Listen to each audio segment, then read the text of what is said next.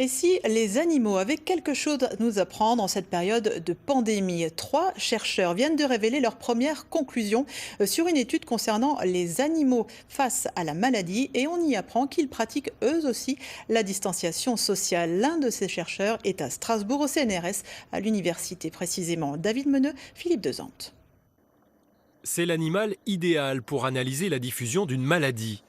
La fourmi a un haut degré de socialité, une organisation complexe qui s'adapte en cas de crise.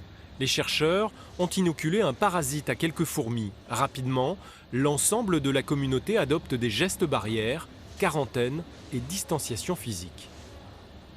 Alors ce qu'on a pu voir, c'est que les fourmis qui étaient atteintes par le champignon se sont isolées, mais en plus de ça, les fourmis qui n'étaient pas infectées, elles, arrêtaient aussi de se contacter les unes les autres, puisque les fourmis vont se contacter d'antenne en antenne pour échanger de l'information ou de bouche à bouche pour échanger de la nourriture.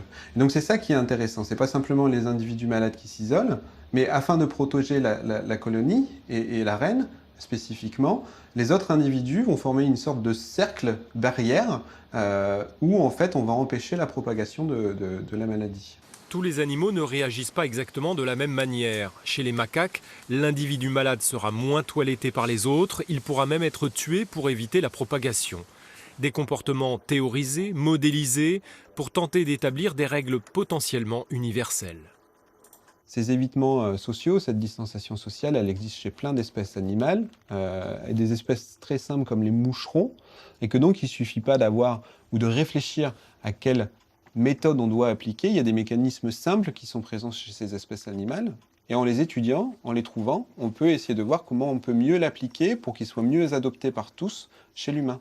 Comment éviter la maladie tout en conservant des rapports sociaux? L'étude a démarré il y a 7 ans. Avec 5 espèces animales, il en faudrait une vingtaine pour asseoir une théorie scientifique.